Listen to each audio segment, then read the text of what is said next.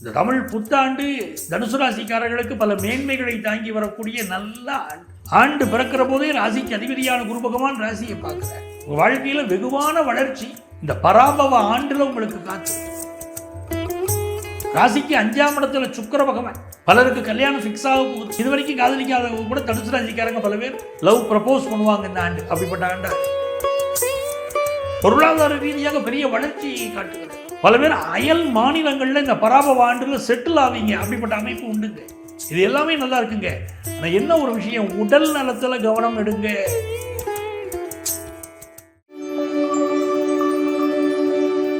இந்த 2026ஆம் ஆண்டு ஏப்ரல் மாதம் 14ஆம் தேதி 3:33 தேய்பிறை துவாதசியில சதய நட்சத்திரத்தில் புதிய தமிழ் புத்தாண்டு பிறக்கு.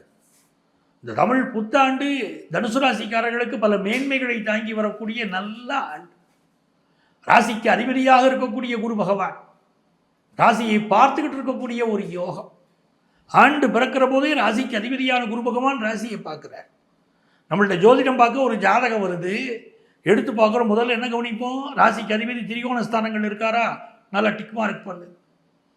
அப்படி பார்க்கக்கூடிய முக்கியமான பாயிண்ட்ல ராசிக்கு அதிபதி ராசியை பார்க்குறாரா, சூப்பருங்க அப்படிங்கிறோம். லக்னாதிபதி லக்னத்தை பார்க்குறாரா, சூப்பருங்க. அந்த கிரகம் 6, 8, 12 மறையாமல் இருக்கா, சூப்பருங்க. இந்த ஆண்டு பிறக்கிற போது எப்படி இருக்கு, ராசிக்கு அதிபதி ராசியை பார்க்கக்கூடிய விழா கோலம், திருக்கோலம், குரு அருள், அதனால திருவருள் கூடி வரக்கூடிய அற்புதமான நேரம். உங்கள் வாழ்க்கையில் வெகுவான வளர்ச்சி இந்த பராபவ ஆண்டுல உங்களுக்கு காத்திருக்கு. ராசிக்கு 5ஆம் இடத்துல சுக்கிர பகவான். பலருக்கு கல்யாணம் ஃபிக்ஸ் ஆக போகுது. உங்கள் வீட்டில் கல்யாணத்துக்கு எதிர்ப்பு இருந்துக்கிட்டு இருந்துச்சு வச்சு கொடுங்க. நீங்கள் ஒரு காதல் திருமணம் பண்ணணும்னு நினைக்கிறீங்க, உங்கள் வீட்டில் ஒரு பெரிய எதிர்ப்பு இருந்துக்கிட்டு இருந்துச்சுன்னா இப்போ எதிர்ப்பு விலகும், காதல் கைகூடும், காதல் திருமணம் கைகூடும். அப்படிப்பட்ட ஒரு அமைப்பு. இது வரைக்கும் காதலிக்காதவங்க கூட தனுசு ராசிக்காரங்க பல பேர் லவ் ப்ரப்போஸ் பண்ணுவாங்க இந்த ஆண்டு. அப்படிப்பட்ட ஆண்டாக இருக்கு. பொருளாதார ரீதியாக பெரிய வளர்ச்சியை காட்டுகிறது. ராசிக்கு 4ஆம் இடத்துல செவ்வாய், சனி, புதன் அமைந்திருக்கிறது. 4 குடையவரும் 7 குடையவரும் பரிவர்த்தனை, 4 குடையவரும் 10 குடையவரும் பரிவர்த்தனை. பெற்ற தாயுடைய உடல் நலத்தில் கவனம் எடுக்கணுங்க, மிக முக்கியம்.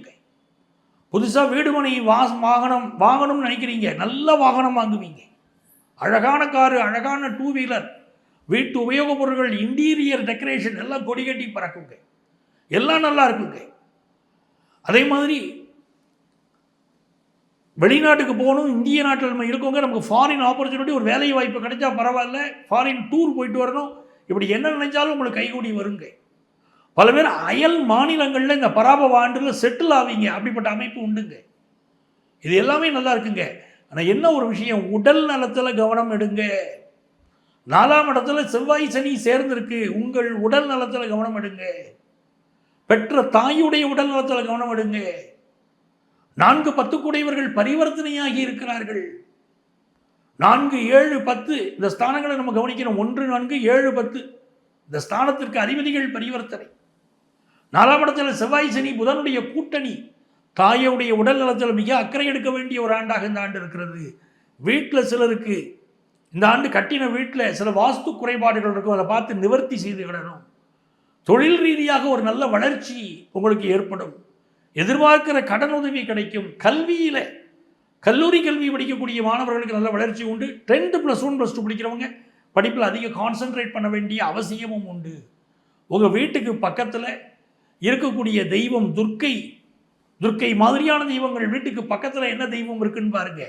அந்த தெய்வத்திற்கு நீங்கள் செய்யக்கூடிய வழிபாடு, அந்த தெய்வத்தை போய் அடிக்கடி கும்பிட்டுட்டு வாங்க, உங்கள் வாழ்க்கை மிகச்சிறப்பாக இருக்கும். மகிஷாசுரமர்த்தினி ஸ்லோகம், அதை தினந்தோறும் சொல்லி கொண்டு வரணுங்க. அது சொல்ல சொல்ல தனுசு ராசிக்காரர்களுக்கு வாழ்க்கையில் எல்லா வகையான உயர்வுகளும் வரும். உங்களுக்கு என்னுடைய வாழ்த்துக்கள். இந்த பராபவ ஆண்டுங்கிறது வரக்கூடிய நம்ம ஆங்கில ஆண்டில் இந்த 2026ஆம் ஆண்டில் ஏப்ரல் மாதம் 14ஆம் தேதி செவ்வாய்க்கிழமை அன்னைக்கு தேய்பிறை துவாதசி. இந்த நாளில் ரிஷப லக்னத்தில் தமிழ் புத்தாண்டு பிறக்கிறது. அது பேர் பராபவ ஆண்டு. ஆண்டு பிறக்கக்கூடிய நட்சத்திரம் என்னன்னு பார்த்தீங்கன்னா சதய நட்சத்திரம். இதில் எப்படி ஒரு அமைப்பு இருக்கிறதுன்னு பார்த்தீங்கன்னா, மேஷ ராசியிலே சூரிய பகவான் உச்சமாகவும் சுக்கிர பகவான் இணைந்தும் அமர்ந்திருக்கிறார்கள். ரிஷப ராசியிலே ஆண்டு லக்னம் பிறக்கிறது. மிதுன ராசி அதில் குரு பகவான் அமர்ந்திருக்கிறார். சிம்ம ராசியிலே கேது பகவான் இருக்கிறார். கும்ப ராசியிலே சந்திர பகவானும் ராகு பகவானும் அமர்ந்திருக்கிறார்கள். மீனத்திலே சனி பகவான் அமர்ந்திருக்கிறார். சூரிய பகவான் மெல்ல நகர்ந்து மேஷத்துக்கு போயிட்டார். அதனால் இப்போ சனி, செவ்வாய், புதன் பகவான் 3 கிரகங்கள் அமர்ந்திருக்கிறார்கள். அவை இதுதான் புதிய ஆண்டுடைய கிரக நிலைகள். இது எப்படி இருக்க போகுது அப்படின்னு பார்த்தீங்கன்னா, இந்த பராபவ ஆண்டு சமூகம், நம்முடைய தமிழக சமூகம், இந்திய பொருளாதாரம் மற்றும் தனிப்பட்ட வாழ்க்கை இருக்கு இல்லையா, அதில் ஒரு மிக்சட் ரிசல்ட்ஸ், கலவையான பலன்கள் அப்படின்னு சொல்கிறாங்க. இந்த ஆண்டை பொறுத்த வரைக்கும் சூரிய பகவான் உச்சரமாகவும் சுக்கிர பகவான் இணைந்து இருப்பதனால் ஒரு ராசிக்கு திருமண விஷயம், திருமணத்துக்கு ரொம்ப நாளாக காத்திருக்கக்கூடியவர்களுக்கு திருமண விஷயம் கைகூடி வரக்கூடிய ஒரு நல்ல அமைப்பு இருக்குது. நம்முடைய அரசியல் மற்றும் நிர்வாகத்தில் மாற்றங்கள் வருவதற்கு வாய்ப்புகள் உள்ள ஆண்டாக இந்த ஆண்டு அமைகிறது.